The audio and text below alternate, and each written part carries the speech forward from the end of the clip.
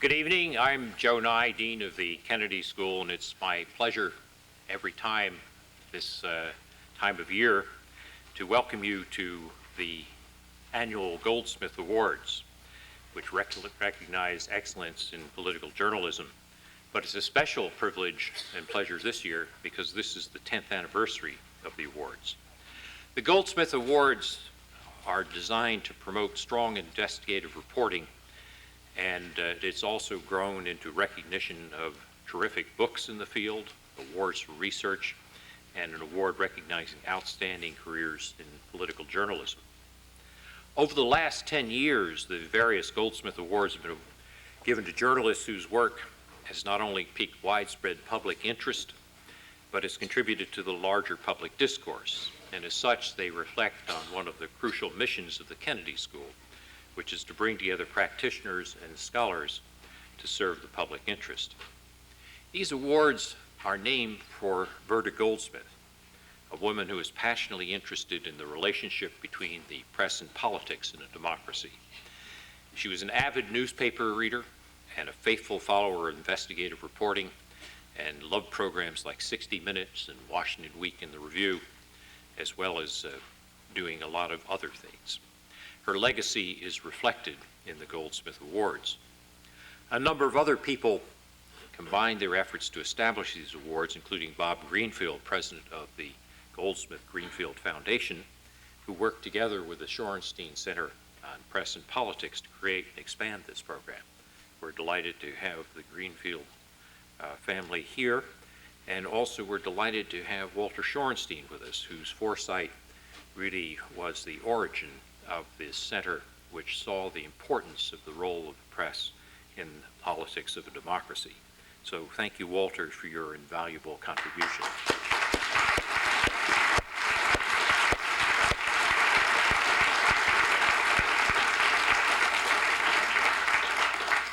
And now it's my pleasure to introduce Alex Jones, who is the director of the Shorenstein Center, who will take over from here, a distinguished journalist and scholar. He has been a prominent voice through National Public Radio, PBS, New York Times, and is a recipient of the Pulitzer Prize. So Alex, over to you.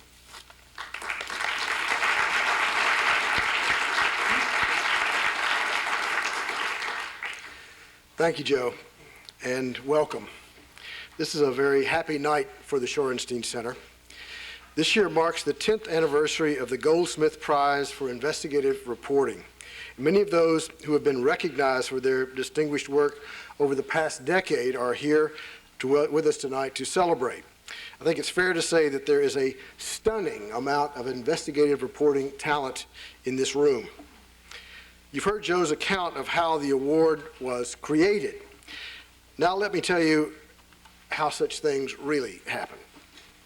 Gary Orrin, friend of the Shorenstein Center and a professor here at the Kennedy School, happened to be on a Florida beach and struck up a conversation with Bob Greenfield, a Philadelphia lawyer of remarkable character. Bob had a client, Berta Marks Goldsmith, who wanted to leave him her money.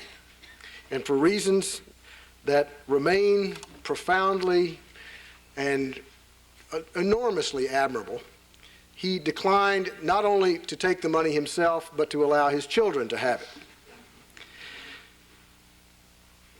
He was searching for something to use her money for, something that would have been meaningful to her. She was passionately interested in government, as Joe said. She followed the news ardently. She was particularly outraged at misconduct by people with public responsibility. Gary Orrin, I said he was a friend of the center. He made a beeline to Marvin Kalb, the center's founding director and the man I was proud to succeed. And Marvin and Bob Greenfield worked out the details. The Goldsmith Prize for Investigative Reporting was born. Soon after came other associated awards for books and lifetime achievement, all through the generosity of what became known as the Goldsmith Greenfield Foundation, of which Bob is president. The Greenfield family is a most remarkable one, and I'm very glad to say that a number of them are here tonight. Without their continued support and good faith, this would not be possible. A few years ago, Bob Greenfield passed the family's seat on the team of judges that selects the Goldsmith winners to his son, Jim Greenfield.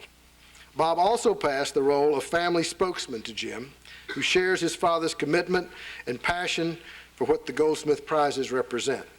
On the occasion of this 10th anniversary and to speak for the family, it's my pleasure to present Jim Greenfield.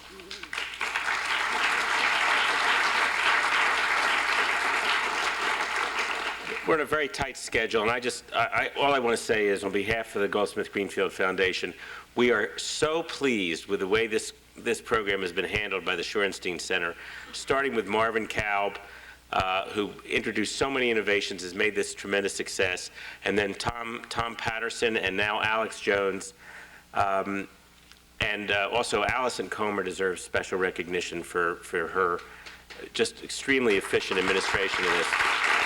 And this program has become much more than we had expected when it started. So many innovations have been introduced by the leaders of the Shorenstein Center, and we feel it's tremendous success, and the recognition that's being given to these investigative reporters, I think, is so important, because the job they do is so important to our society.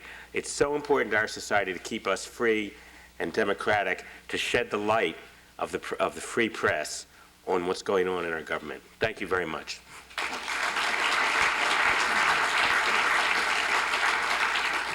Thank you, Jim. One of the pleasures of this night is to have a chance to publicly thank the man that Joe has already mentioned, the man principally responsible for the existence of the Joan Shorenstein Center on the Press, Politics, and Public Policy, Walter Shorenstein. Walter is 87 years old and far ahead in drive and determination of most men of 30. It was that drive that led him to start as a guy with $1,000 in his pocket after World War II and build a fortune in real estate.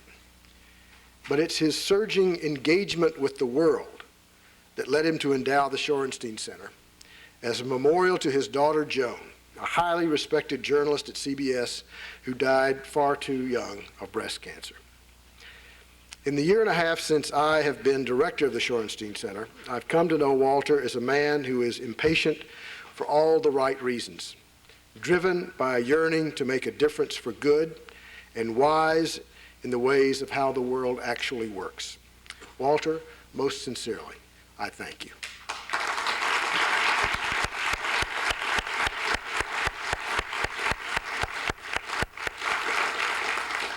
The first Goldsmith Awards are the book prizes. Making those presentations will be my colleague, Tom Patterson, the Bradley Professor of Government and the Press.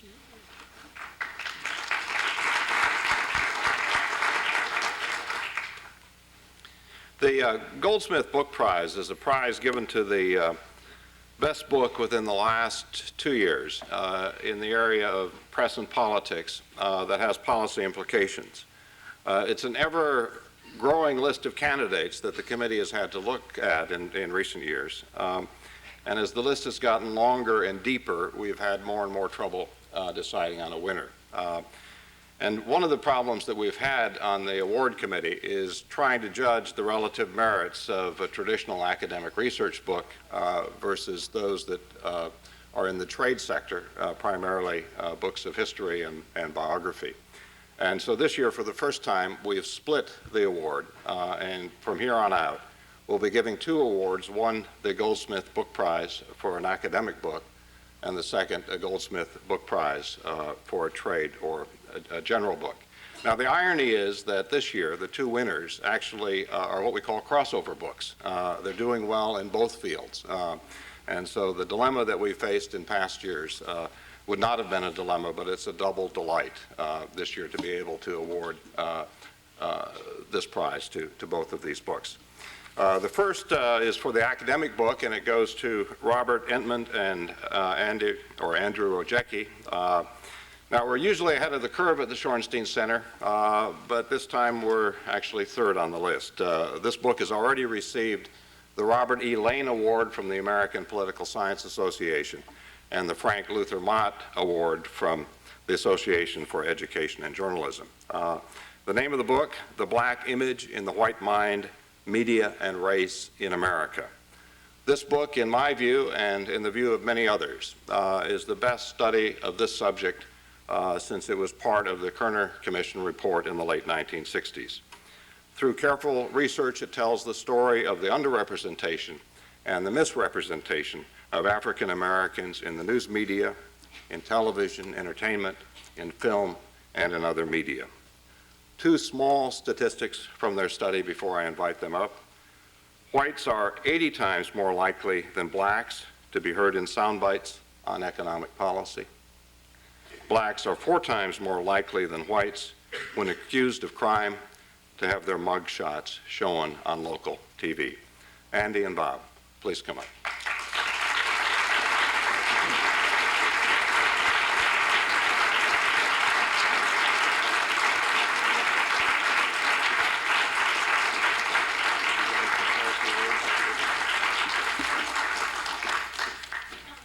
Thank you very much. This is indeed an honor. I had the privilege of being here as the Lombard Professor in 1997, and I was doing some of the research, as was Andy, during that time, and it's truly a privilege and a thrill to be recognized by Harvard again.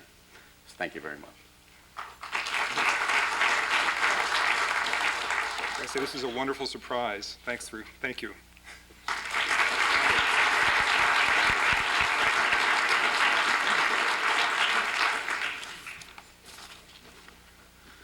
Now, on the trade, this is like the Academy Awards. On the trade and general side, the award winners are Bill Kovach and Tom Rosenstiel. The book is The Elements of Journalism, What News People Should Know and the Public Should Expect. This is an outgrowth of their very important work for the Committee of Concerned Journalists. That's a group determined to reverse the downward trend in news standards and in news audiences. The book, in some ways, is an extension of 21 forums that were held around the country. 3,000, mainly journalists, attended those forums. It's also informed by 100 in-depth interviews with reporters and editors and a deep study of the history of journalism. They laid out in the book a set of principles. And I'm reminded a bit of what Clemenceau said at the Treaty of Versailles when Wilson came over with his 14 points and the French premier said, my God, that Wilson with his 14 points, the good Lord had only 10. Well, Bill and Tom had the good sense to stop at 9. So their book deals with what they see as 9 important principles of journalism. Independence being one, verification of the facts being another. The first principle, be truthful. The power of the book is really in its laying out of where these principles come from and why they're important both for journalists and for their audiences. It's already an indispensable rule book for journalists, for students of journalism, and for those of us who seek to hold journalism to certain standards. And I would also like to say, in inviting Bill and Tom up to the podium, that it was 2 years ago at this event that Bill Kovach received the Goldsmith Career Award and was our primary speaker. Bill and Tom.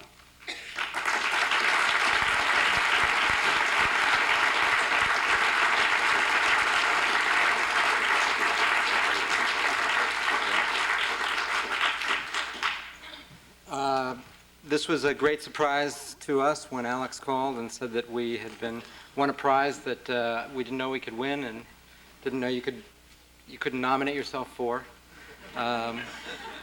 So that's nice. And given the events of the last week and a half, from Burbank to New York and Washington, I guess I would say that I hope that the idea of journalism still has some relevancy, at least here at Harvard. Thanks.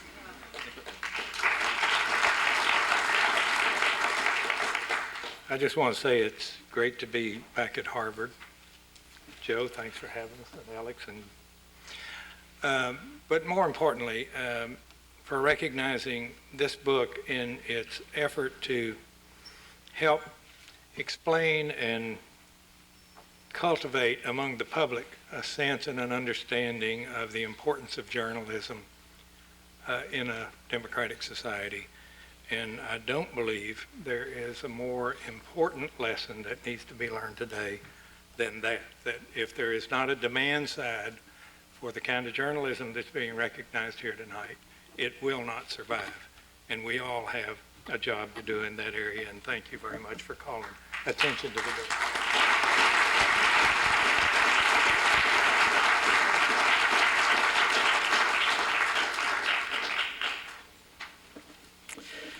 Thank you, Tom. At this particular moment, before we present a special citation to the New York Times, I would ask you to pause for a moment to honor a great newspaper man who's fighting for his life tonight. Tom Winship, the longtime editor of the Boston Globe, would most certainly be with us if he were able. He's a bit like Walter Shorenstein in that age has been no barrier to him until very recently. He has walked with energy and vibrancy until very recently, as I say, of a man half his age. I ask that you join me in sending him a communal telepathic surge of encouragement in hopes that he'll be able to rejoin us next year.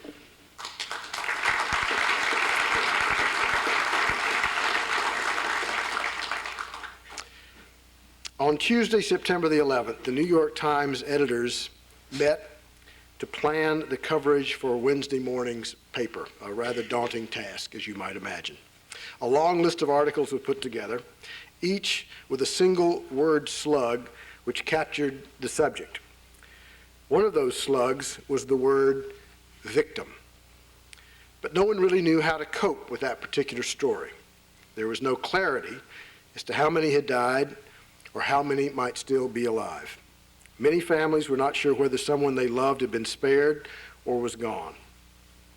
The situation didn't get much clearer for Thursday morning's paper. The victim slug was still there.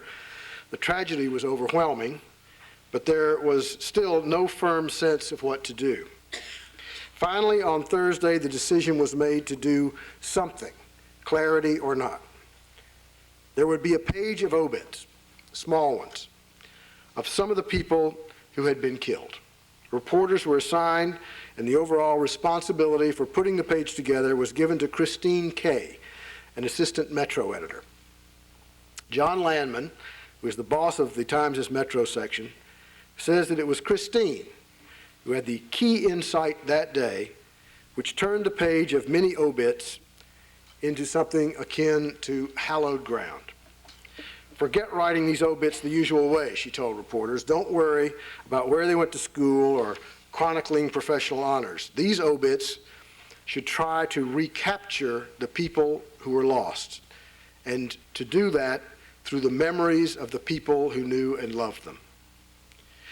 There have now been nearly 2,000 of these elegantly written, small, touching portraits of human beings who perished that day. For instance, last Sunday's Times carried profiles of Christopher Clark, a bond trader who sometimes had cheeseburgers for breakfast, lunch, and dinner. Suzanne Yeomans took great pleasure in watching ships come in to New York Harbor from her window on the 93rd floor. Then there was John Paolillo, captain of Engine 53 Firehouse in East Harlem, who was such a demanding, hard-ass boss that his men began calling him Mussolini. As they got to know him, however, the bonds of affection grew, as did their respect, and his nickname was shortened. He became the Moose. He was the kind of guy who took firefighting manuals with him on vacation to read on the beach. There has been some comment that the op-eds are un-Times-like in that they gave space, lots of it, to the lives and personalities of people who might ordinarily not be given a Times obit. Within the Times, there was no debate about such things, none. In the 6 months since September the 11th, 140 members of the Times staff have written the profiles. For many of them, it was a mission, and one with a real cost. The reporters had to spell each other. As John Landman said, after a couple of weeks of weeping on the phone, they'd need a break. How much money did it cost? Besides the reporters, there were photo editors and copy editors, paper and ink. but no one seems to have tried to calculate. Tonight, it is my pleasure to present a special citation to the New York Times for Portraits of Grief. Here to receive it are John Landman, the Metro editor, and Christine Kay, who first understood what the page was for. The citation is as follows. Harvard University, the John F. Kennedy School of Government, and the Joan Shorenstein Center on the Press, Politics, and Public Policy honor the New York Times for Portraits of Grief. In a time of intense sorrow after the tragedy of September the 11th, the Times undertook a massive effort to honor those who died with obituaries that captured the essence of each unique life that was lost. With grace, tact, and enormous expenditures of time, energy, and money, the Times created an enduring memorial that is both a consolation and an inspiration. March 12, 2002, it is my honor and pleasure to present this award. John Landman.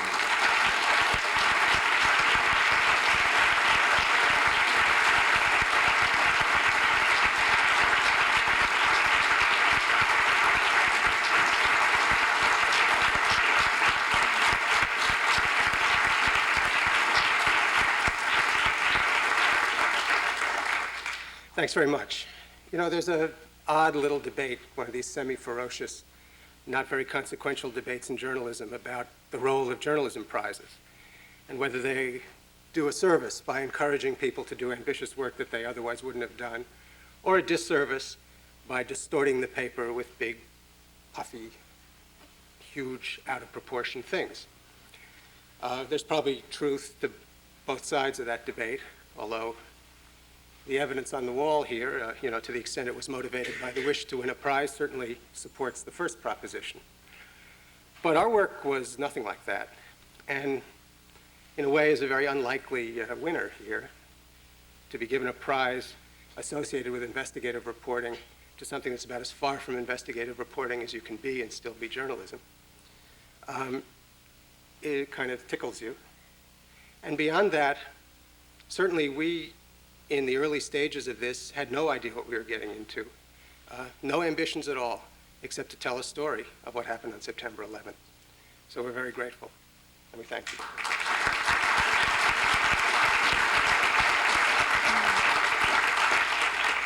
I just wanted to say thanks to those 140 reporters and editors who took a small idea and turned it into gold with great compassion and dedication and tears, and we sort of all watched in amazement, just like everybody else, that this small idea sort of became a national shrine for mourning. So thank you.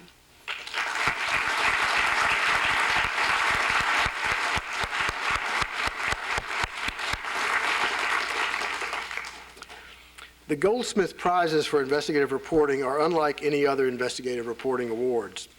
The Goldsmith Prize is for investigative reporting in a story or series of related stories that best promotes more effective and ethical conduct of government, the making of public policy, or the practice of politics. In other words, it's a prize for taking a deep and penetrating look at the way government and the public sector operates.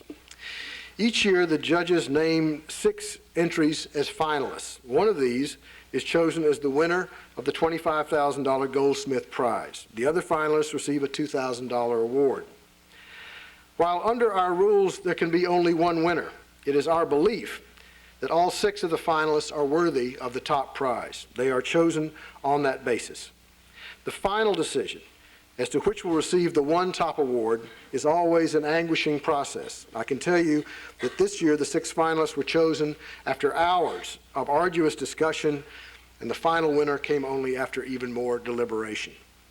The judges for this year's Goldsmith Awards, aside from Jim Greenfield, who is a member representing the family, were David Nyan, a former columnist at the Boston Globe and former Shorenstein Fellow, Karen Dillon of the Kansas City Star, who was last year's Goldsmith winner, Renee Ferguson, an investigative reporter for NBC5 in Chicago, WMAQ-TV, and a Goldsmith finalist last year, and Roberta Baskin, senior producer for investigations at ABC News and currently a Nieman Fellow at Harvard. As is our custom, I shall speak briefly about each of the finalists in alphabetical order by news organization. Each of the finalists, I would ask who are present to rise while I tell you briefly about their superb work. As you may not know, the choice of the ultimate winner is not announced until this ceremony. It underscores our belief that every one of the finalists deserves to be singled out for praise. Our first finalist is A Taste of Slavery by Sumana Chatterjee and Sudarshan Raghavan of the Knight Ridder News Service, Washington Bureau.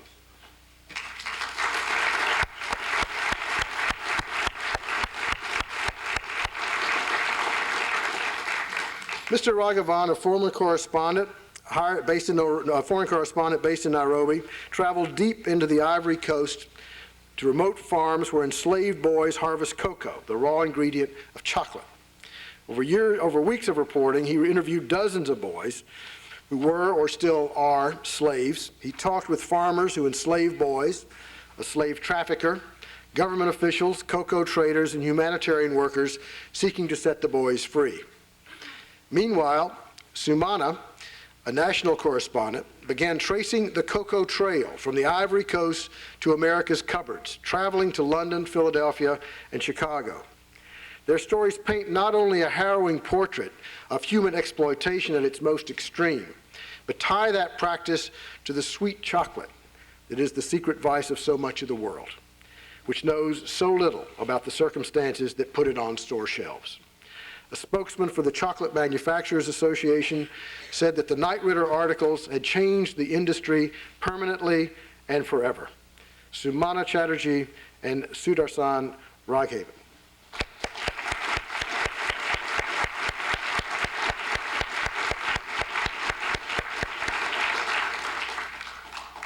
Our second finalist is The New FDA Partnership with Deadly Risk, written and reported by David Willman of the Los Angeles Times.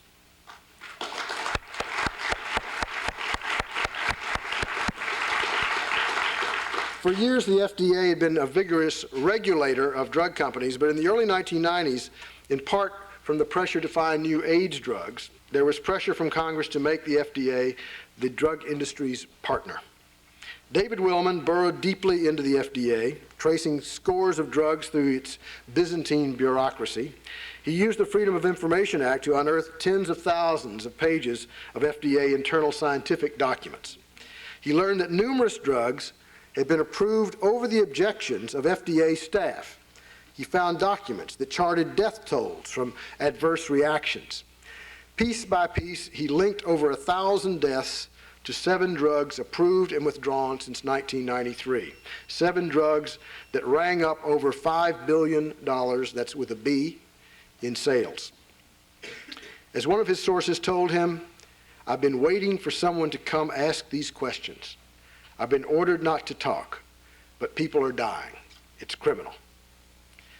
Willman's work shed new light on the dangers of fast-track drug approval and most certainly saved lives. David Willman.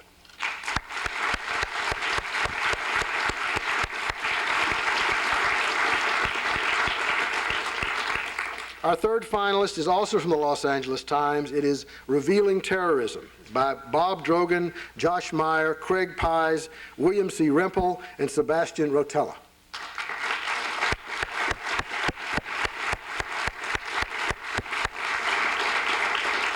A lot has been said about how much we didn't know about the threat of terrorism on September the 11th, but if everyone had read the articles written by these Goldsmith finalists, the shock would have been far less. Indeed, there's a prescience about some of this reporting that is eerie. The Los Angeles Times began with the trial of Ahmed Ressam, an Algerian living in Canada who was arrested at the American border in December of 1999 with a truckload of explosives. At his trial, he told a shocking story about terrorists in training and in waiting. The team at the LA Times, unlike everyone else, took that as a point of departure and conducted a wide-ranging investigation of the little-known terrorist network to which Ressam belonged, a group led by Osama bin Laden. This detailed story, with its naked terrorist threat, was published 2 months before September the 11th. The team traveled widely in their pursuit of the terror story. They disclosed such information as the role of Islamic charities in funding terrorism and bin Laden's extensive use of airplanes. The stories brought clarity. Unfortunately, they were not fully heeded. Bob Drogan, Josh Meyer, Craig Pies, William C. Rempel, Sebastian Rotella. Thank you.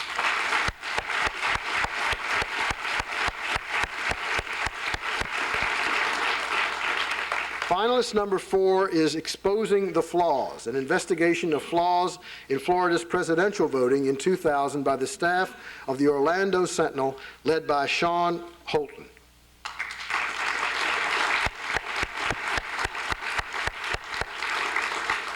During the 36-day recount fight that followed Election Day 2000, the Sentinel was first to report that the number of rejected ballots statewide totaled nearly 180,000. And 6 days after President Gore's concession, it was the Sentinel that was first to publish a complete examination of a single county's rejected ballots. That began a year-long series the Sentinel called Exposing the Flaws. As most of you know, in the wake of the election, there were major efforts by news organizations to find out what had happened and why. Who really won in Florida? What were the reasons for the confusion? In a sense, this team at the Orlando Sentinel was one of a host of newspapers covering the same story. But in the opinion of the judges, the Sentinel's effort was particularly distinguished, persuasive, and superior to its fellows. The work was also especially timely. Certainly, the Sentinel did not do all the work alone, but its determination to be best at covering the biggest story in Florida's recent history was one that greatly impressed the Goldsmith judges, Sean Holton and the staff of the Orlando Sentinel.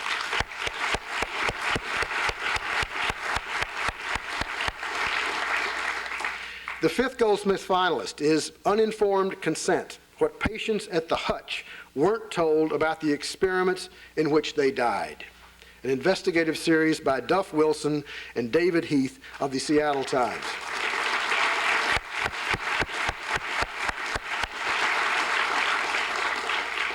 The Hutch, in their series, is the Fred Hutchison Cancer Research Center, a very celebrated hospital in Seattle, and perhaps the most respected facility of its kind in the Pacific Northwest. This is the place where bone marrow transplants were developed as a cancer therapy. People like Carl Sagan came to the Hutch, as it is known in Seattle, to be treated. So it was with extraordinary deliberation that the Seattle Times set out to investigate a whistleblower's alarming claim that cancer patients at the Hutch had been deprived of essential information about the risks of clinical trials in which they were enrolled. 2 years of reporting yielded not only validation of this assertion, but disclosed that some of the doctors involved in experimental treatments, including a Nobel Prize winner, had financial interests in the drugs being tested. 80 of the 82 patients in the experiment died, including many who stood a good chance of survival with conventional treatment. And this was only one clinical trial of many in which patients were misled as to what the actual risks were and what the alternatives were. Initially, officials at the Hutch attacked the series, calling it blatantly false, but they were unable to refute the facts, and the Center's Board of Trustees appointed a special panel to examine its practices and recommend reforms. The Hutch's new conflict of interest rules are now the nation's toughest. The issue is now going to Congress, where survivors of people who died are scheduled to testify regarding legislation to prevent similar abuses at other hospitals. To the judges, what made this series so very impressive was the Seattle Times' willingness to take on one of the community's true 800-pound gorillas. This was no job for the faint of heart. Duff Wilson and David Heath.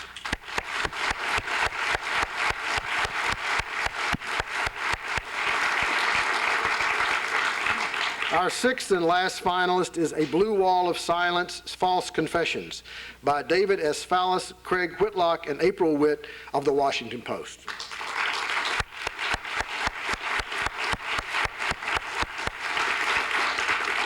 The series of articles focused on the homicide unit's interrogation room and the alarming rate in which police officers in Prince George's County, Maryland, a Washington suburb, shot and killed people, a rate higher than any other police force in the United States. In April of 2000, Craig Whitlock launched an investigation that sought to answer two questions. Why did policemen in Prince George's County use their guns more often than other police agencies?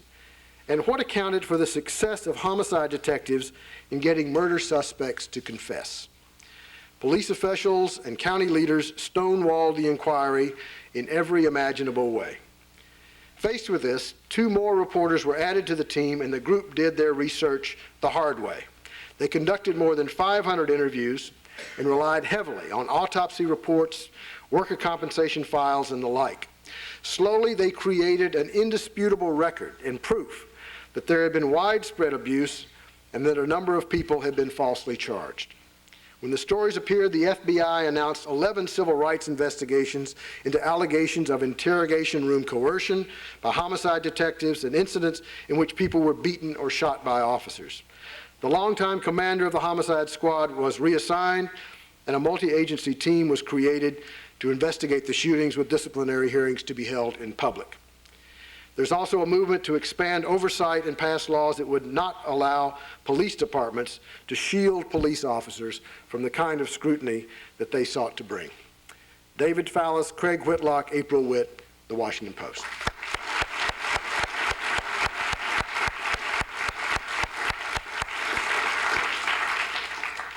As I said, and as I think you can gather from my descriptions, the judges were forced to choose a single winner from these six, and it was an extremely difficult job. Before I announce that winner, I ask you to join me in one further round of applause for all the finalists and the enormous work and character that their work demonstrates.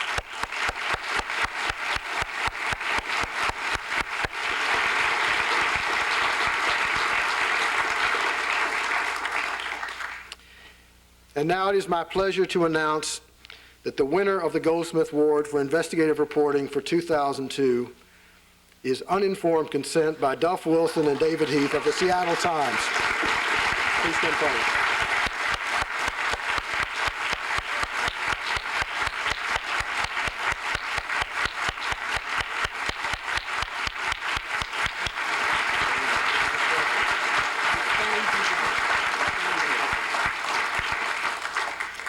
Unbelievable. Thank you. Sure, please. Thank you, everybody, very much. This was a difficult investigation, as you can imagine. I'd like to recognize the first three-time Goldsmith winning editor, David Borbin of the Seattle Times.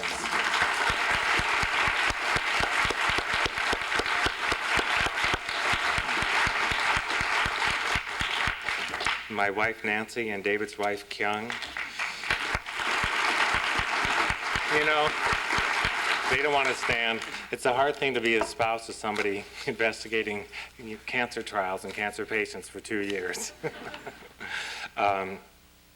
The Seattle Times itself, I think, has won this award 3 times. What can I say? We're doing something right in investigative reporting out there.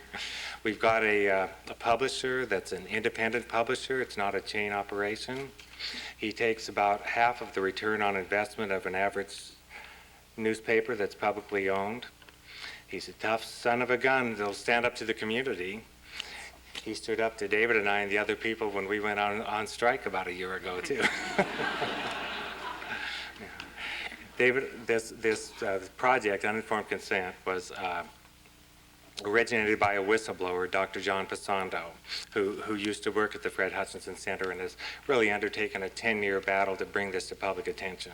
He's been outrageously treated and was fired by the Hutch, and Deb Nelson, now of the Los Angeles Times and then of the Seattle Times, was the first journalist to really take him seriously. And she began to look into this stuff before she was hired away to the Washington Post. And then I took it over. And another reporter, Michelle Matassa Flores, worked with me for a while before she was demoted to editor. Then David came in. And and we went on strike at the Seattle Times. So there have been a lot of reasons why it's taken a couple of years, but really the most important reason was the difficulty and the sensitivity of understanding the law for informed consent in clinical trials, which is very complex, the medicine and the science in cancer treatment, and the money that's flowing to many cancer centers and to scientists as a result of the 1980 law that allows research scientists to profit from their inventions and raises a host of issues about conflicts of interest. What David and I and Deb and Michelle found was a couple clinical trials in the 1980s and early 90s where in one case leukemia patients who had a 1% chance of a graft failure of their bone marrow graft were put in a trial which resulted in time over a 24% chance of a graft failure. They were never told that the people behind them had died person after person of graft failure for whatever reason that they can't explain very well. What they were told was if you have a graft failure, you can get a second transplant. They weren't told that second transplants are almost 100% fatal. These were desperate cancer patients who showed up at the Hutch, a renowned cancer institution, seeking help and enrolled in a clinical trial. That for whatever reason, whether it was the money or the medical arrogance, was continued for too long. These people weren't told that the three principal investigators had stock in a startup company that owned the rights to the drugs that were being tested. One of them eventually has made $20 million on these stocks. Now, luckily, they sold to another company and he made his money before it was revealed that the experiment was so unsuccessful. So there's really complicated and litigious, if I might say, elements of informed consent, financial conflicts of interest, accountability, and responsibility here.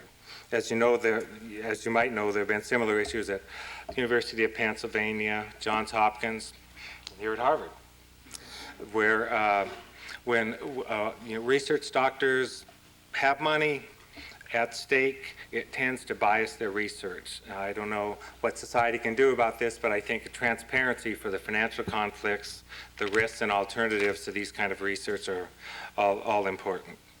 Before I finish, I want to dedicate the award to Jackie Couch and Becky Wright, Dr. John Draheim, and Paul Mahler, who were four of the principal people who died, who we found their relatives after a lot of looking, and got their medical records and were able to document how they were misinformed. And I want to just say that obviously we're not out to bash research medicine, we all rely on it, but that the public trust can only come from transparency and this kind of openness and knowledge about what's really going on in research medicine. So I'm really honored and thrilled to get this award, and my partner David Heath.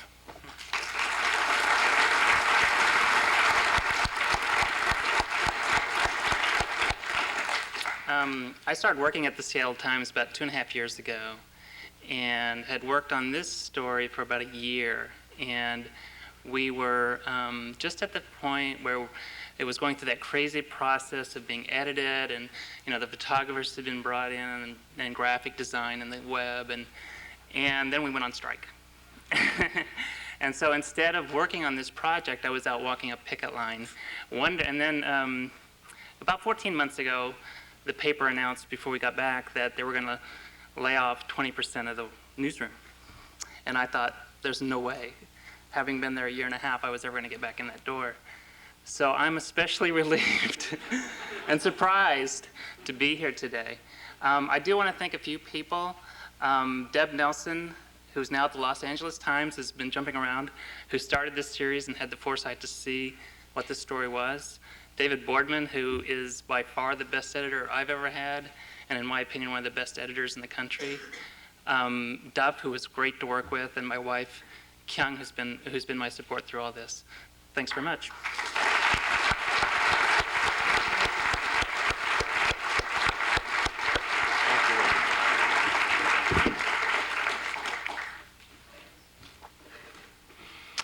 All the Goldsmith finalists will be taking part in a panel tomorrow morning on the 5th floor of the Taubman Building, which is just across the way here. You're all welcome to attend. We hope that you will. This will be a forum, an opportunity, and a seminar for them to talk about their work. And at that time, I will be making the presentations to the finalists and giving them their awards as well. We also have tomorrow at 11 o'clock a panel with former winners of the Goldsmith Award who have gathered here for this occasion. It's going to be moderated by my colleague Marvin Kalb, and we hope that you will come to that as well. Again, both of these are open to the public. In the audience tonight is a young woman who's come all the way from Cornell University to be here. She came for one reason. She's a great admirer of Christiane Amanpour. So are we all. To this audience, Christiane Amanpour probably doesn't need an introduction.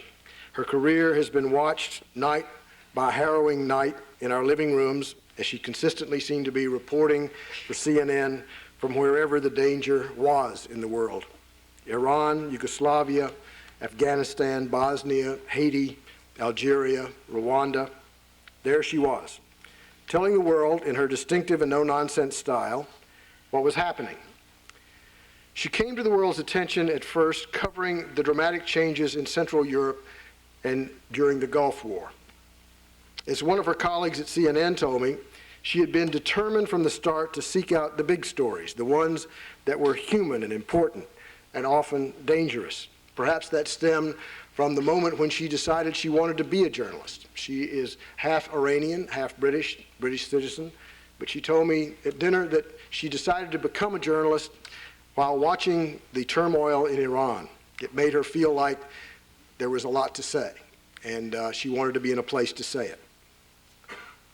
Her career at CNN began in 1983 in what is called an assistant on CNN's international assignment desk in Atlanta. For those of you who are not in journalism, that is the most entry-level of entry-level jobs. That's the job they give you when what you most desperately want is simply to get in the door. 6 years later, she was in Baghdad and on the Iran-Iraq border and covering the fall of the Soviet Union. It was in Bosnia that Christiane Amanpour really stood apart, though, in the best sense. Her reporting won her an Emmy, 2 Peabody Awards, a George Polk Award, and others. She's never rested on her laurels, however. Since then, she has had journalistic coups ranging from exclusive interviews with Mikhail Gorbachev to Hillary Clinton, live on-air questioning of Pakistani President Musharraf about the country's tense position after September the 11th. Those of you who are regular CNN watchers know that she has been in Afghanistan a lot in the last few months. But she is here tonight not just because she has had more than her share of journalistic knockouts. While she is without question outspoken and honest and straightforward on the air, she has other qualities that are ones that we especially celebrate here tonight. She is undoubtedly a journalistic celebrity, but she is not a diva. She works like a demon, but she isn't a drudge, and has had the very good sense to create a family for herself. What comes through from her colleagues and peers is something else. When the Bosnia story turned into something as exhausting as covering the trench warfare of World War I, people at CNN began begging off. They'd had it. They didn't want to go. Christiane Amanpour volunteered. She wanted to be there. She'd been there. She cared deeply about the story. She said she would go. She would go back again, and she did. She's not macho, not thoughtless, not careless, said her former boss. She knows it's dangerous. She's not frivolous. She's not there to run under bombs. But she's dedicated. She's dedicated. And when it comes to the story, she's fearless. For the consistent high quality of her reporting and for her courage in covering some of journalism's most dangerous stories, it's my honor to award the Goldsmith Career Award for Excellence in Journalism to Christiane Amanpour, Chief International Correspondent for CNN.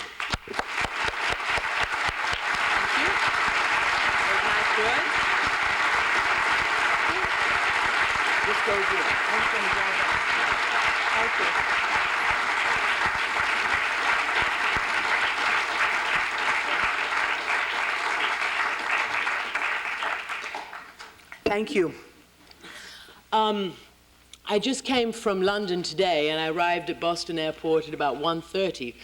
And I'm sure any foreign students in this audience will know that arriving at immigration in the United States is a pretty fearful experience, especially after September 11th, and especially in the city of Boston. So with some sort of attempt to sort of puff myself up and look like a nice, law-abiding citizen, they said to me, "What are you doing here, ma'am?" I said, "I'm going to get an award at Harvard." And so the immigration officer said, "Hey, you're that girl on CNN." And without missing a beat, he said, "It's so good to see you in one piece. Stay that way."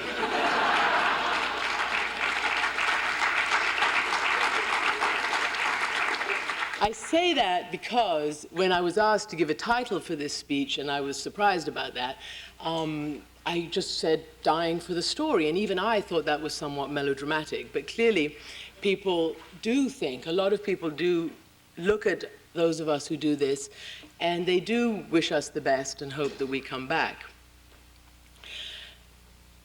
But I digress for a second, because first of all, what I want to say is thank you very much indeed for this incredible award, for this incredible honor. It is indeed an honor to be at Harvard, to be at the Shorenstein Center, and it's for me an honor and a personal pleasure to be at the Kennedy School. So thank you very much, especially on this 10th anniversary of the Goldsmith Award, and thank you all for giving me this. 6 months after September 11th, I thought that it might be appropriate just to focus on coverage since September 11th, particularly from the international perspective.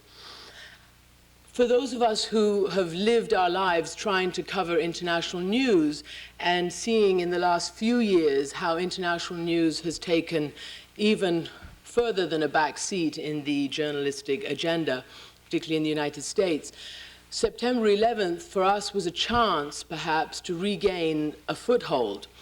And in a way, it's been the best of times and the worst of times for those of us who cover this kind of news.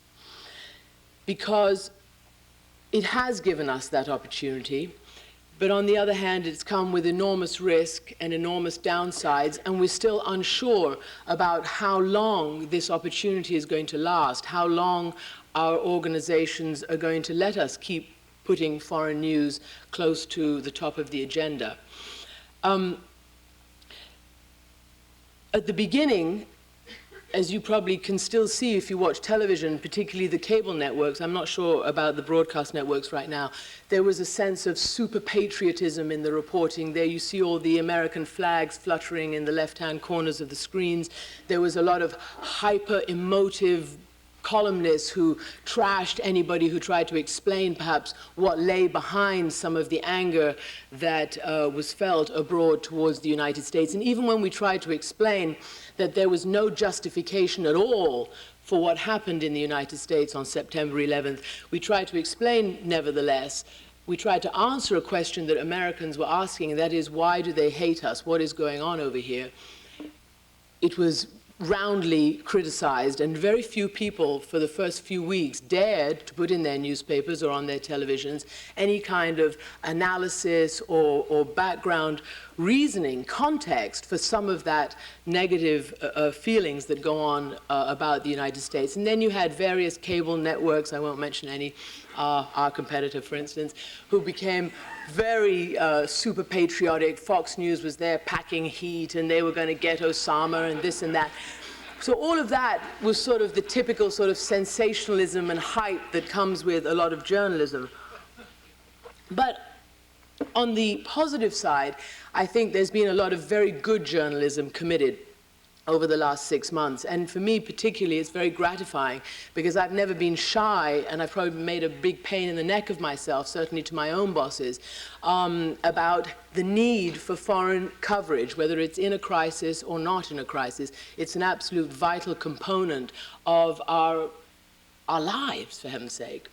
And so in that way, you know, that has been very useful for us. It's been very distressing, however, to be in Afghanistan or even on the warships in the Persian Gulf or in Tajikistan or Kazakhstan or wherever there have been bases of US troops, because more than in any other conflict that I've covered, we've had almost no meaningful access to what the US forces have been doing. And it's a shame because, in fact, the US forces have done a heck of a good job. They really have done an incredible job in Afghanistan. And this is important for a lot of reasons. First of all, the climate in this country, to me, seems to have changed from the previous conflicts I covered over the last few decades, where American military intervention was in play. Now, it's clear that with this extraordinary an unprecedented attack on the United States, the people of America are willing to sustain casualties for something that they believe has to be done. So that makes it, for us, easier to cover because we're not having to be sort of constrained by the sort of politicians and PR people who try to keep us away from the battlefront in case casualties affect public policy. On the other hand, we've seen almost no meaningful coverage from the battlefront, none at all. In my experience, this started in the Gulf War, where the Pentagon, really the PR types and the political types, with our own news organizations and their leaders, sort of entered into this unholy pact of either you do it our way or it's the highway. You either join our pools and deal with our censorship rules or you don't cover this war.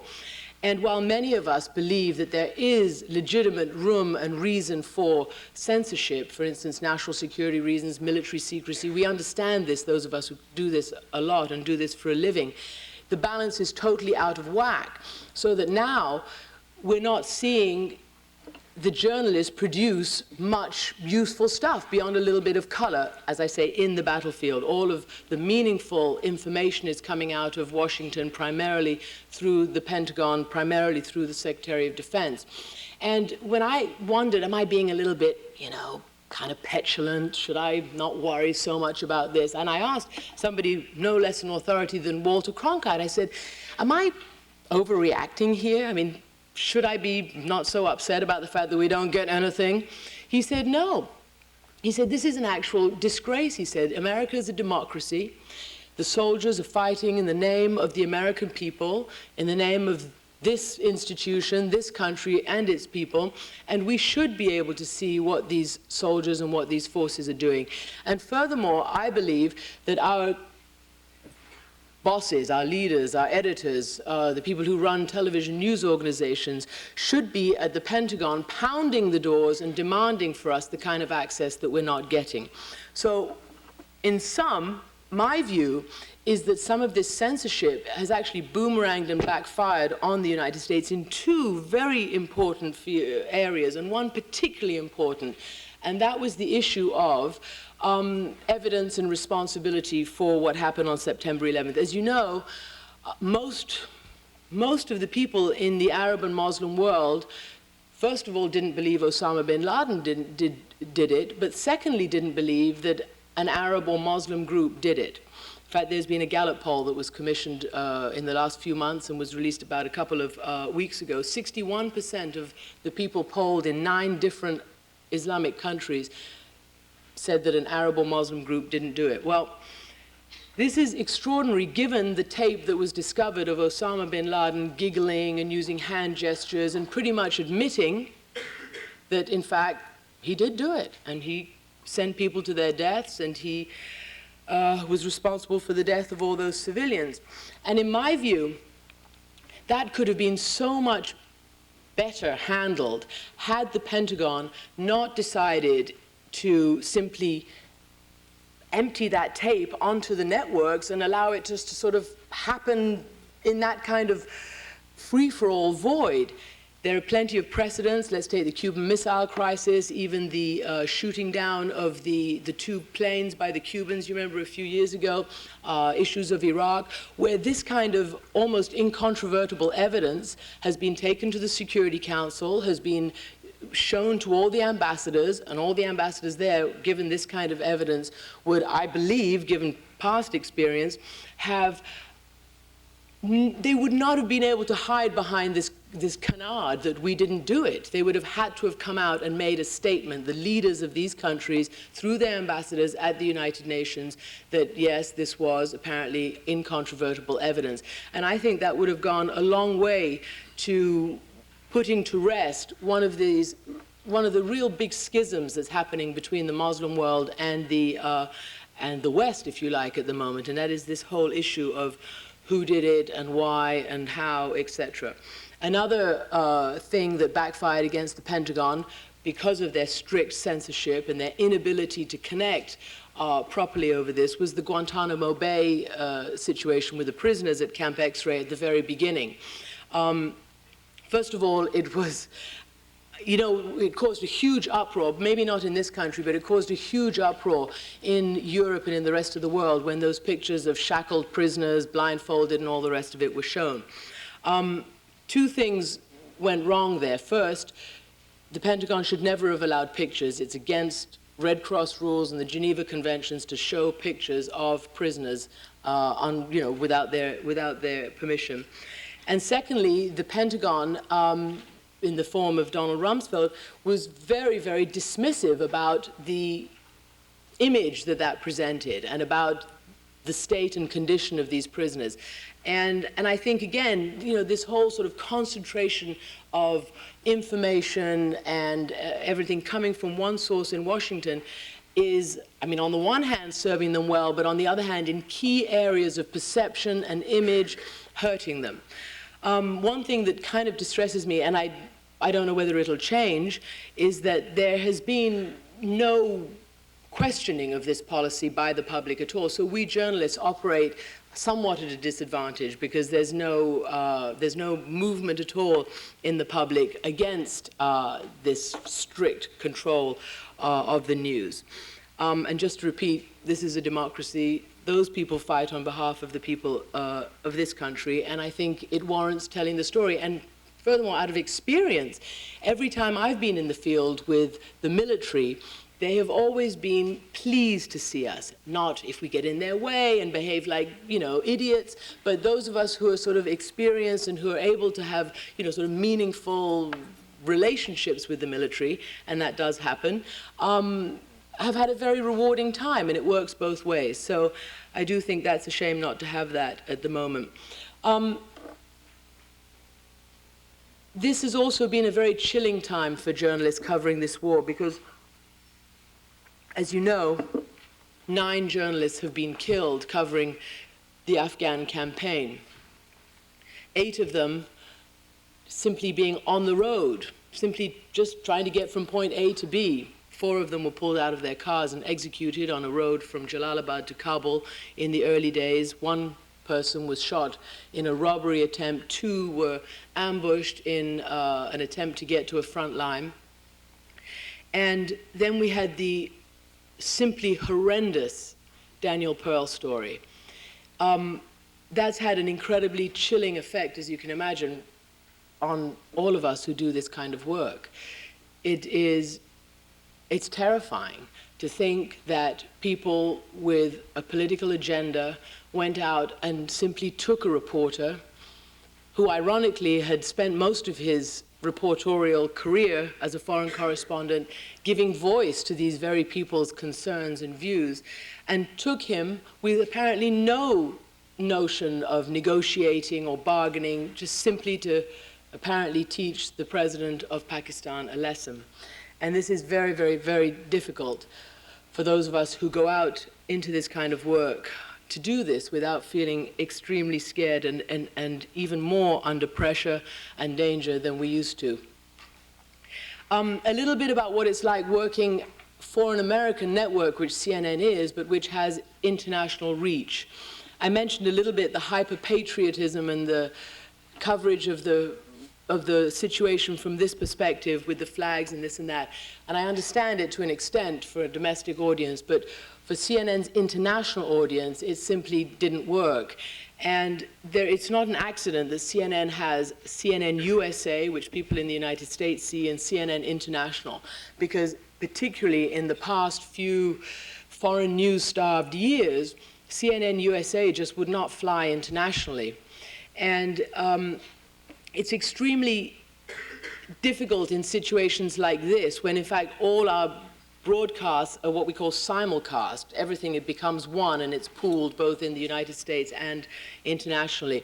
And we have to be extremely conscious of not just doing it from an American perspective. And that can be quite challenging indeed. And there are often moments where one cringes because you've been thrown a question by a US-based anchor, and it's very American-centric, again, understandably, because that's what they do. They broadcast here to the United States. And you're sort of left sort of figuring out how to answer this in a way that's not just US-centric, but would make sense to an international audience. So it's quite a challenge trying to have one foot in each camp, both domestically here and in the international community.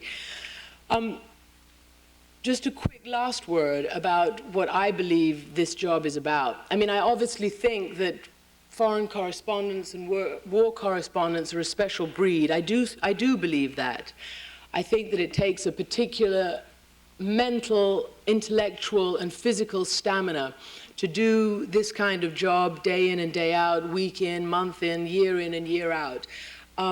I think that most of us who do this particular branch of journalism believe that we have a mission, we have a duty, we have a calling, that this is indeed a public service, that we're here because we believe that what we do is important.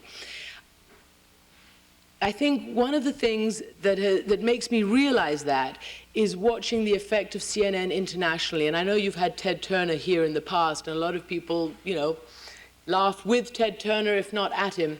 But what he did was revolutionize the delivery of news.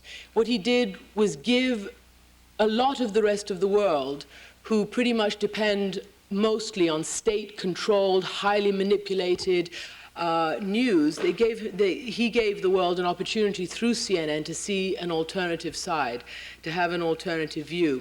And I'm very, very conscious of that and of the responsibility that comes with being in a position of this kind of power. And I don't mean personal power, I mean the power of giving information to such a huge number of people. I think that the retreat from foreign news, I hope it's not permanent. I hope this September 11th phenomenon has given us a permanent foothold back into our business. I think it's dangerous for America. I think it's dangerous to think that Americans can be cut off from what happens in the rest of the world. I think that it does a disservice to this great nation. I think that journalism and foreign correspondence is part of what makes this democracy tick over. It's part of what sustains a civil society. And trying to cut off the most important and powerful country in the world from what happens in the rest of the world simply doesn't make any sense to me at all. No matter how much I rack my brain to try to figure it out, I can't figure it out. And I think that September 11th, if it hasn't taught us anything, must have taught us that. And all of us hang our head in shame, perhaps not the Los Angeles Times because they were ahead of the curve, but none of us really latched on to the terrorism phenomenon in as serious a way as we should have done. But all of us try, when we go out and about, we try to bring back the information that we can and the information that we think is helpful and necessary. I continue to do this because I'm essentially an optimist. I'm not a cynic, I'm an anti-cynic. I believe that we have an enormous power to do good in this world, to be a positive force in our democracy, to be a constructive force in our societies. And just to close, I'll just tell you what I've told other people before. When my son gets old enough to ask me why I do this, I will say to him, because if I don't, and because if people like us don't do this, the bad guys will win. And I truly believe that, even though it does become more and more difficult when you have a child and a family to voluntarily get on a plane and go to these horrendous places and not be sure that your stuff is going to get on the air or in the newspapers. So it's a commitment, and we stick by it. So thank you very much for this award.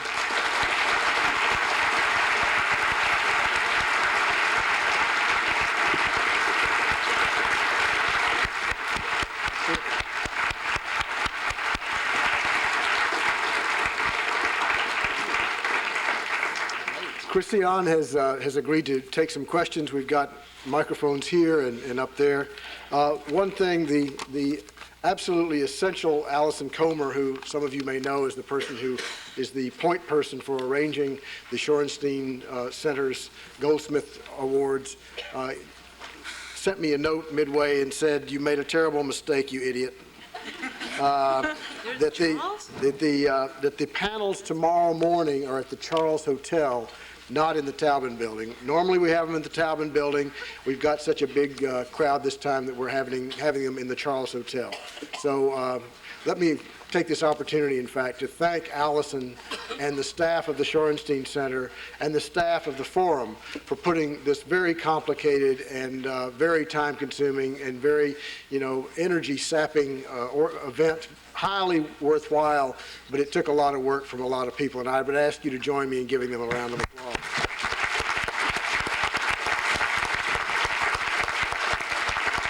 With that, please, if you would, identify yourself and then ask your question. John Reedy, media analyst, recently with Solomon Smith Barney. This is a two-part question. It's a little bit nasty, but the first half is, do you think there's anything that's going on in the Middle East with respect to U.S. policy vis-a-vis Palestine and Israel, which has contributed to what's going on in Afghanistan? That's part A, and then let's move to the more amusing part, which is looking at, not so bad, but looking at news coverage on television. We've witnessed Michael Eisner's trashing of the news business, I think, with the whole David Letterman situation. Your primary employer has gone through a series of changes. Levin, who knows what's happened with Jerry. Ted's in, Ted's out, Ted's in, Ted's out, and so on. We see that all the CBS, we have the circus between Mr. Redstone, one of our favorite local residents, and Mel Karmazin, and NBC, at least Jack Welch isn't still running NBC. He's got his own things going over here. So, I mean, it's do they really care about international news? Do they care about news, or do they just want to push the bottom line? And how far can they stray away from it? So to the first issue, it's clear that the Israeli-Palestinian situation inflames public opinion in the rest of the world, not just in the Arab and Muslim world, but also in Europe.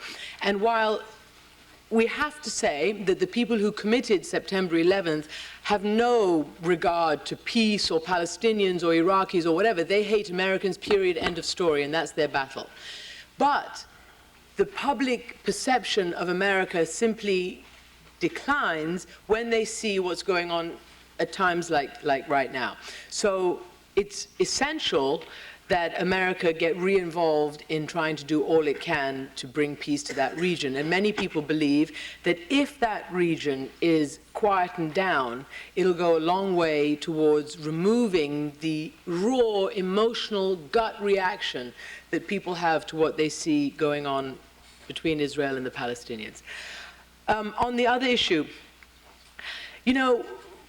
I've complained long and loudly and publicly about all of this. All I can tell you is that since September 11th, and you guys would know better than I do because I don't actually get to watch American television that much, being as I don't live here. But certainly the newspapers are full of international news, and we're doing more than we used to do. How long will it last? I'm not entirely sure. I hope a long time, but I don't know. Am I, discouraged about what's happened between Nightline and Letterman? Yes, of course. It's scary times, but what I don't understand is Nightline, Letterman. You've got almost the same number of viewers, and I have to tell you, I love Letterman and I love Nightline. But what just blows my mind is that advertisers and bosses actually care that one program gets 46-year-old viewers and one gets 50-year-old viewers, and that's what this is all about. And that, to me, is the ultimate cynicism. What, excuse me, 46-year-old buyers are going to buy something different than 50? No, they've got 4 more years of buying power, theoretically. It's cynical, and it's just wrong. It's wrong. I mean, it's just wrong.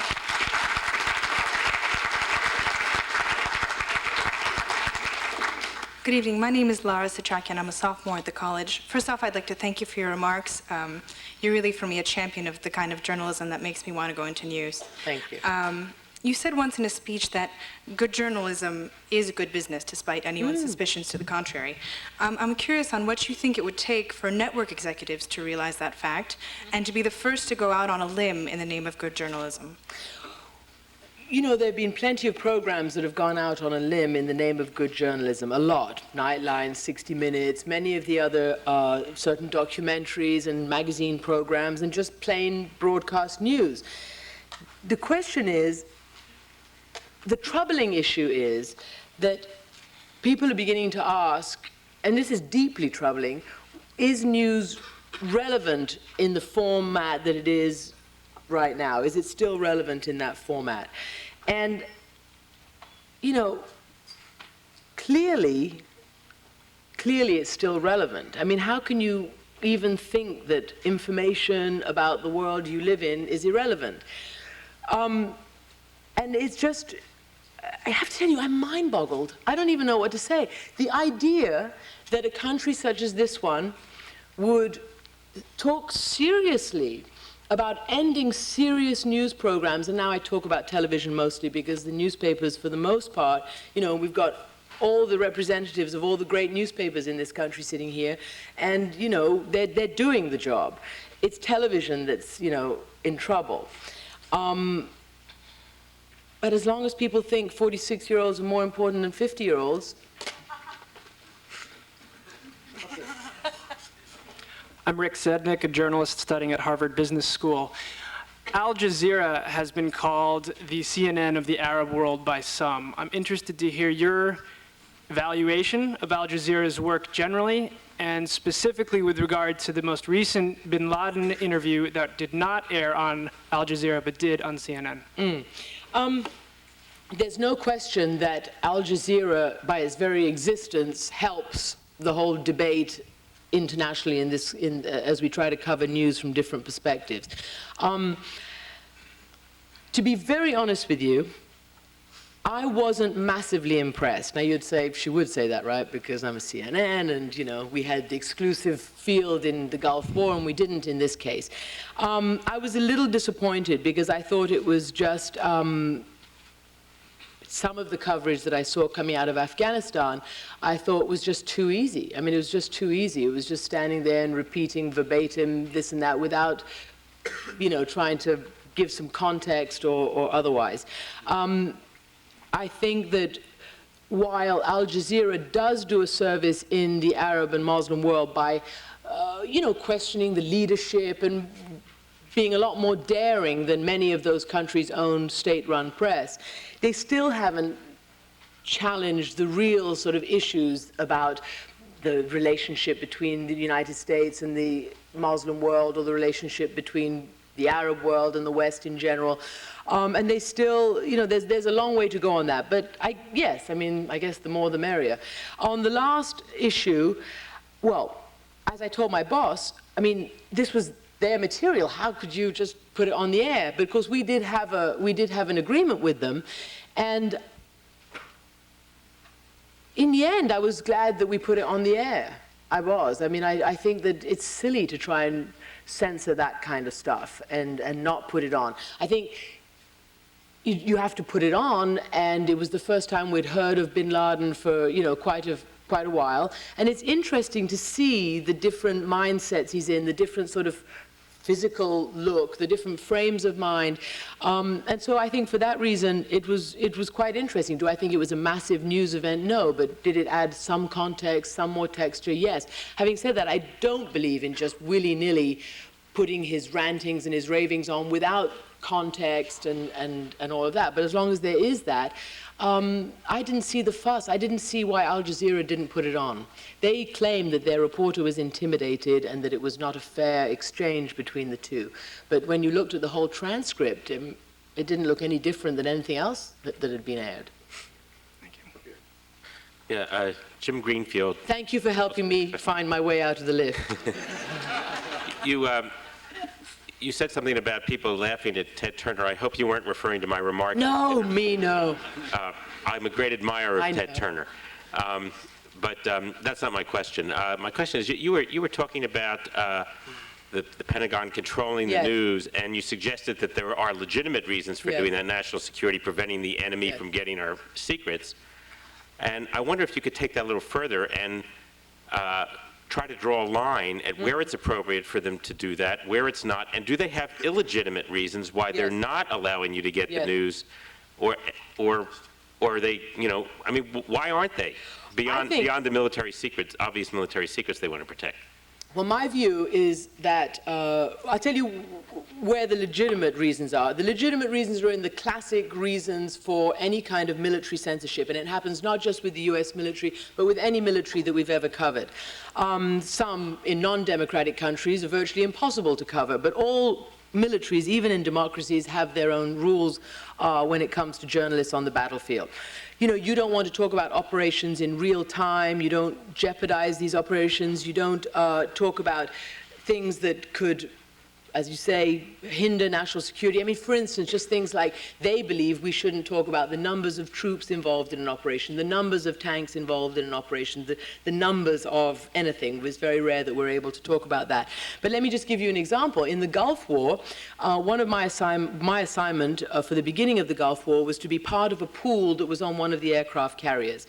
And it was a few hours before the war started, and we were all on the carrier. It was the JFK. It was in the Red Sea, and all of a sudden the admiral came over on the loudspeaker system, and he said, "Ladies and gentlemen," maybe it was no, "Ladies and gentlemen, the President of the United States has just ordered us to strike targets deep inside Iraq." And the hairs on your neck are going up, and it's really quite scary. And he says, "You've all trained well. Good luck, good hunting, and Godspeed." The first thing you want to do, and then he said when it's going to happen in a few hours and etc. And the first thing you want to do is go, wow, let's report this. Of course, you can't. First of all, you're out there on a ship with no communications, so you just can't. And second of all, you know that you can't. These are the basic rules that you just agree to when you cover these kind of military operations. But the problem is, on that same pool, and this will give you an illustration of illegitimate reasons, on that same pool experience, some of the wire reporters who would write their stories would interview, the pilots coming back from their airstrikes and would ask them what happened and this and that. And one of my wire colleagues had written that during the interviews, he was in the sort of relaxing area where the pilots relaxed, and they were busy flipping through porn magazines. Is this a matter of national security? I don't think so. It was excised from the copy. This is a question of PR. So there's a lot of PR that goes on in, public information officers. They're worried about public perception. And this was a nice little bit of color. Why not write that? Does that harm anybody? No. These guys are reading it in front of the reporters. They know that it's going to be reported. And so what, So what, up to an extent.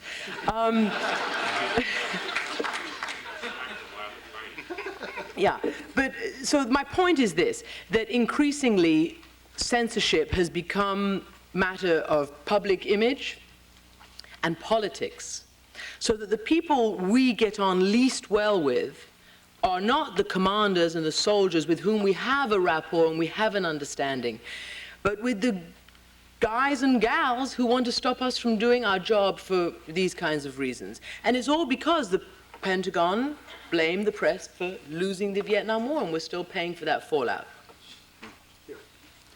My name is Ryan Friedrichs. I'm a public policy student at the Kennedy School. My question is whether you believe before or after September 11th, the American media has ever done an adequate job in conveying the scope and the depth of the horror of the AIDS epidemic in sub-Saharan Africa to the American public. Do I believe that? I believe that some have, yes. I mean, you've had some very, very powerful documentaries, for instance, on CBS. Ed Bradley did one. That's one that I can remember. But there has been a lot of reportage about the AIDS epidemic. Clearly not enough, and not enough to convince the government of this country or others that this is a major problem that needs to be addressed. We tried to address, you know, the New York Times did a very good series on big drug companies and AIDS and other diseases, and we at 60 Minutes, I did a piece on that issue as well, whereby big drug companies were refusing to make available drugs that could save lives because it's not profitable selling drugs to people who make $1 a day, you know. And the amount of public pressure on those companies, on one particular company, changed that. So that this company who would stop producing a drug that actually was saving lives decided to keep it in production for another 5 or so years while they decide what to do. There's a lot of work that needs to be done on that issue, and not enough has been done, obviously. We'll take one here, one here, one here, and that'll have to be the end. Okay. One where? One here. Mm-hmm. And then there, and then. Good evening. My name is Amit Borde. I am a graduate student here at the Kennedy School. Almost all the times that I can recollect seeing you on television, and I was not in the US, I'm an international student, has been when you were reporting from the front of a tragedy, of a conflict or a war or an attack, or some kind of conflict or hatred going along. And my question to you is, how do you maintain your optimism, as you mentioned, or your personal positive outlook, given or in the face of so much tragedy happening so often and being so close to it?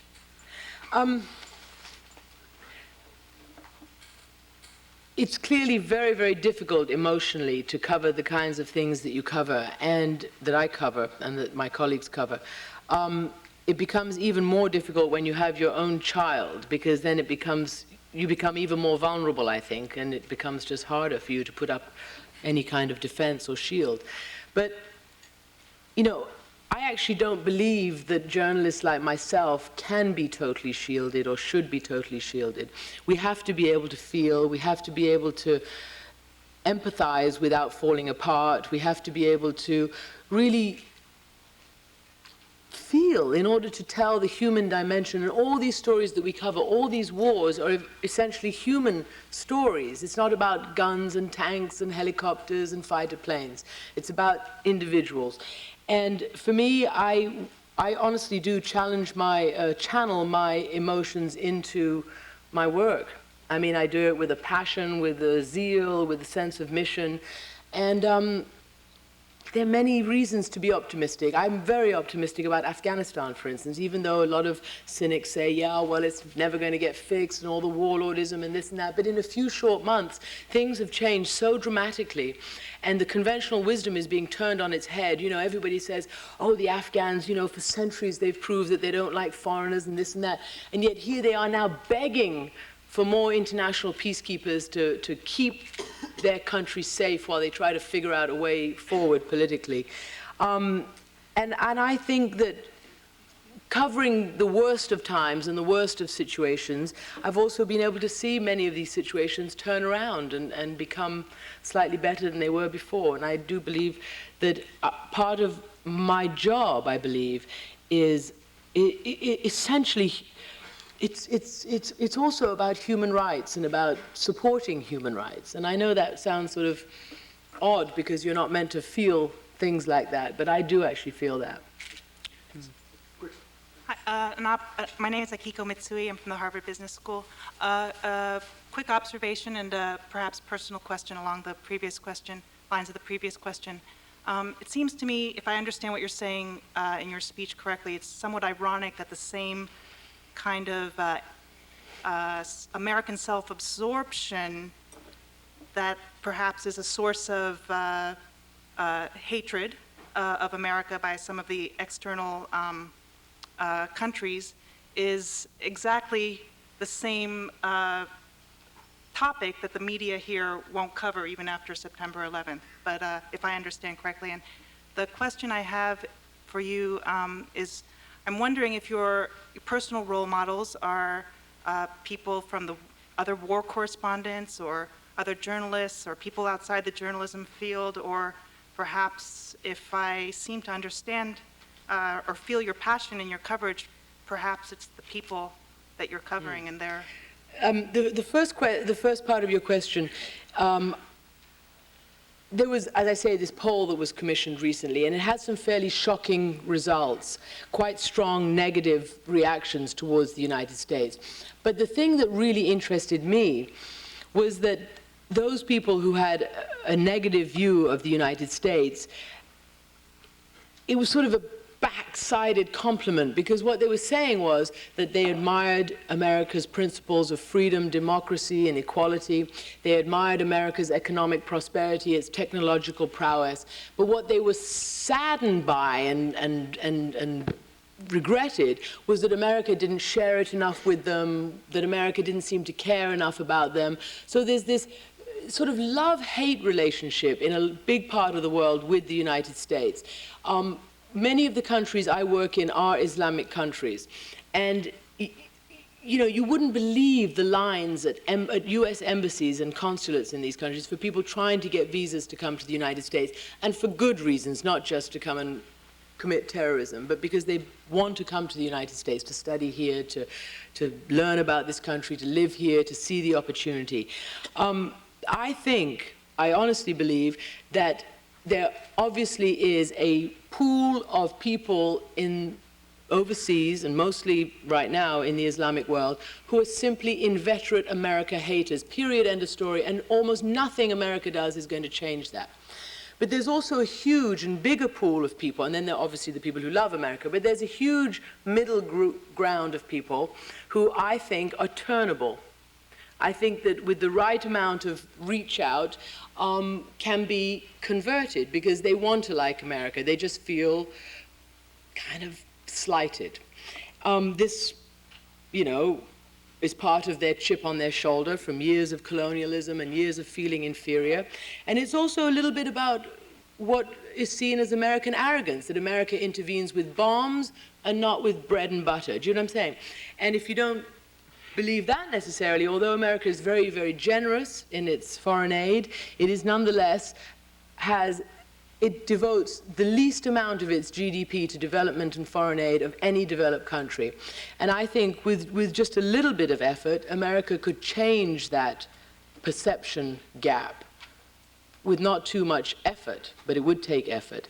So I don't see a completely black and negative picture out there. I think it's much more nuanced and there's much more room for optimism. And in terms of role models, you know, all over, not just in journalism. Thank you.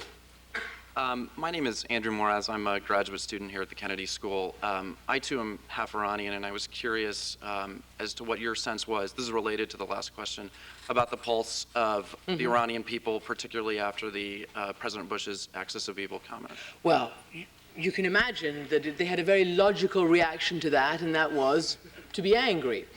But for me, what was interesting was the number of people who went into the streets after September 11th spontaneously and lit candles. I mean, it was extraordinary to see that in the streets of Iran, in sympathy with the victims in this country. I think that there's a huge youthful population, as you know, in Iran. I think it's something like 70% of the population of Iran is under the age of 25, something like that. It's very young. It means that most of the people of Iran not only don't remember the Shah, but barely remember Khomeini, which was 20-odd years ago, and want to move forward and want to like America and do want to come and study here and do like America. But there's that very powerful, hardline group who are not yet ready to play ball. Christiane Amanpour. Thank you very much indeed. Thank you. Thank you.